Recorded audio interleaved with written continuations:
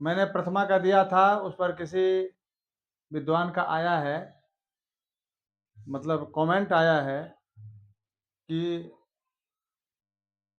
प्रथमा में संबंध बताने के लिए और तमाम व्याख्यान बताने के लिए, तो मैंने लिख के दिया है। एक तो विस्तार के भय से, दूसरा ये वीडियो संक्षिप्त बनता है, समय कम रहता है, और तीसरी बात यह है कि यह जनरल विद्यार्थियों के लिए सामान्य चीज़ें आती हैं। वैयाकरणों के लिए तो वहाँ पर कसरत करते रहिए, कुश्ती करते रहिए किताबों में, पंक्तियों में, और बताते रहिए संबंध और ये और वो दुनियादारी। यहाँ पर क्या है कि संक्षिप्त रूप में हमें जो जनरल से विद्यार्थी परीक्षा दे रहे हैं उनको कर्म कहाँ है, करण कहाँ है, प्रथमा किस अर्थों में होती है, छोटी चीजें बतानी है। वैसे मैंने ले लिया है थोड़ा सा, लेकिन इसको ज्यादा व्याख्यान नहीं करना है। इनको खाली ये बताना है कौन सी विभक्ति किस अर्थ में होती है, क्यों होती है, और इसका क्या प्रयोजन है। इतना ही परीक्षा में पूछती है। प्रथमा किस अर्थ में होता है, प्रथमा विधायक कौन सूत्र है, द्वितीय विधायक कौन सूत्र है।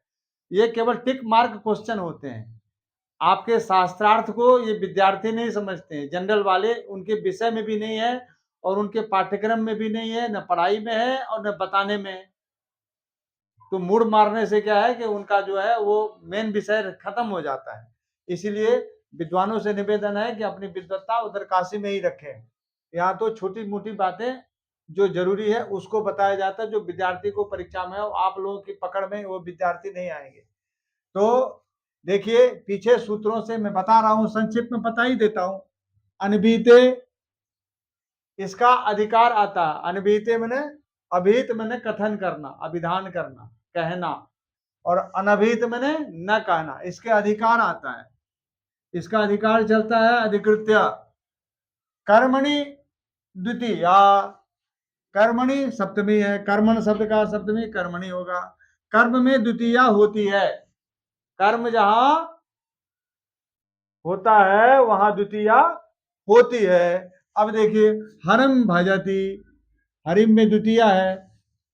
हरि हरि हरय, हरिम हरि हरिन। अब ये हरिम में द्वितीया है।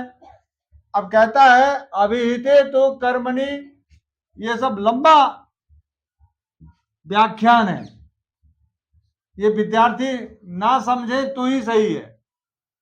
जब कर्म अभिहित होता है तो प्रातिपदिकार्थ मात्रे, ऊपर में जो कहा गया प्रथमा में, उसमें प्रथमा ही होती है। ये सामान्य बात है। जब कर्म अभिहित होता है तो, और जब कर्म अभिहित नहीं होता है, अनभिहिते कर्मणि द्वितीया, कर्म जब अनभिहित होता है तब द्वितीया विभक्ति, कर्म जब उक्त होता है तब द्वितीया नहीं होती है। कर्म जब अनुक्त होता है तब द्वितीया होती है। वह क्यों होती है? अभिधानम तु प्रायेण त्रिंग कृत तद्धित समासे। अभिधान कैसे होता है? तिंग के द्वारा, कृत के द्वारा, तद्धित के द्वारा और समासों के द्वारा। तिंग के द्वारा अभिधान बता रहे हैं, हरि से व्यते, तिंग के द्वारा ये कहा जा रहा है, इसलिए यहाँ आत्मनेपद हो गया। कृत के द्वारा लक्ष्म्या सेवित, लक्ष्मी के द्वारा सेवित है। अब यहाँ पर लक्ष्म्या हो गया तृतीया सेविता। तद्धित का बता रहे हैं, सतेन क्रीता सत्य, सतेन 100 से खरीदा गया, सत्य, ये सत्य। अब यहाँ पर देख रहे समास में प्राप्त आनंदो यमश प्राप्त आनंद, जिसको आनंद प्राप्त हुआ है वह है प्राप्त आनंद। तो इन जगहों पर क्या है कि कर्म उक्त है, इसीलिए कहीं तृतीया हो रही है, कहीं कुछ भी हो रहा है, कहीं कुछ हो रहा है। ये सब यहाँ पर कर्म उक्त है, और जहां कर्म उक्त नहीं होता है वहां द्वितीया होती है। हरिम भजती उदाहरण दे दिया। क्वचित निपातेन अभिधानम, कहीं अभिधान निपात से होता है, जैसे विषवृक्षोपि संवर्ध्य स्वयं छेतुम असाम्प्रतम। यहाँ पर निपात में भी संवर्ध्य है, अपी है। देखिए असाम्प्रतम है। तो आपको इतनी ज्यादा गहराई में नहीं जाना है। ये विद्यार्थी सामान्य विद्यार्थी है और इनको ये बताना है कि कर्म में द्वितीया विभक्ति होती है, सूत्र ये है। परीक्षा में पूछा जाएगा द्वितीया विभक्ति का सूत्र क्या है। कर्म में कौन सी विभक्ति होती है, वो जवाब देना है। द्वितीया विभक्ति होती है। सूत्र ये है, सूत्र दे देगा, सूत्र का ध्यान रखना है आपको। ये जो पीजीटी वाले हैं, टीजीटी वाले हैं, ये सब जो यूजीसी वाले हैं, इनको केवल सूत्र पूछा जाता है। वहां दे देगा 3-4 सूत्र, बोलेगा द्वितीया का सूत्र कौन है, तो कर्मणि द्वितीया। या कहां से आता है, तो दूसरे अध्याय का तीसरे पाद का दूसरा सूत्र है।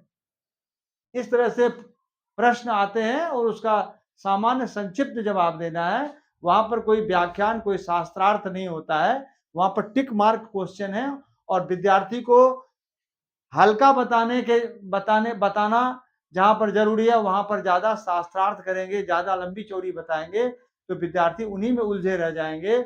उलझने की बस्ती विद्वानों के लिए है, जहां संस्कृत निष्ठ पढ़ाई होती है। व्याकरण कोई व्याकरण से शास्त्री आचार्य प्रथमा मध्यमा कर रहा है, उनके लिए वो चीजें ज्ञाने हैं। और हमें भूला कुछ भी नहीं है, और यदि कुछ भूला भी है तो पंक्ति यदि खोलेंगे तो वो सब स्पष्ट हो जाएगा।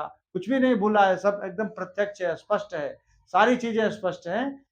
तो इसी के साथ में इस वीडियो को आप लोग शेयर करें। और कर्म के विषय में और भी कुछ सूत्र हैं। अब आप विद्यार्थी को, आप जो भी हमारे छात्र हैं, उनको मैं यही कह सकता हूं कि आप लोग केवल सूत्र समझिए कि मैं बहुत लंबा प्रकरण है, तो मैं 2-3 सूत्र लिख दूंगा और ये बता दूंगा कि कहाँ कौन कौन सूत्र द्वितीया का है, कौन कौन सूत्र तृतीया का है।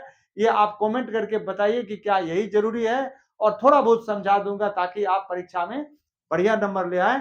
हमारा उद्देश्य है कि आप पद पकड़िए। आजकल फूहड़ों की पढ़ाई है, फूहड़ जैसी पढ़ाई हो रही है और फूहड़ जैसी परीक्षा हो रही है, तो उसमें आपका नंबर बढ़िया आना चाहिए, ये लक्ष्य है। और इसी लक्ष्य के साथ में आगे बढ़ना है, ज्यादा से ज्यादा नंबर आए। क्योंकि संस्कृत से जो एमए कर रहा है, बीए कर रहा है, वो कहीं और गोलगप्पा बेच रहा होता है और सीधा संस्कृत से एमए करने लग जाता है। कोई कहीं फैक्ट्री में काम कर रहा है संस्कृत से बीए एमए करके, सरकार की जो नीतियां हैं जल्दी आओ जल्दी पाओ, उसमें लोग शामिल हो जाते हैं। तो लोगों को नौकरी चाहिए होती है, क्वेश्चन आंसर जल्दी करना होता है। ज्यादा व्याख्यान में शास्त्रार्थ में कोई नहीं पढ़ना चाहता। तो इसलिए व्याख्यान शास्त्रार्थ में न जा करके मैं आपको अगला सूत्र भी संक्षिप्त में बताऊंगा, और केवल ये जो विभक्ति विधायक सूत्र हैं उनको आप समझ लीजिए और उनसे आप आगे बढ़िए। यही मेरा लक्ष्य है। और आप परीक्षा पास कीजिए, चाहे आप मेरा चैनल सब्सक्राइब कीजिए या मत कीजिए, मत शेयर कीजिए, मत कमेंट कीजिए, यदि आपको नहीं समझ में आता, लेकिन आप पढ़ करके पढ़ लीजिए।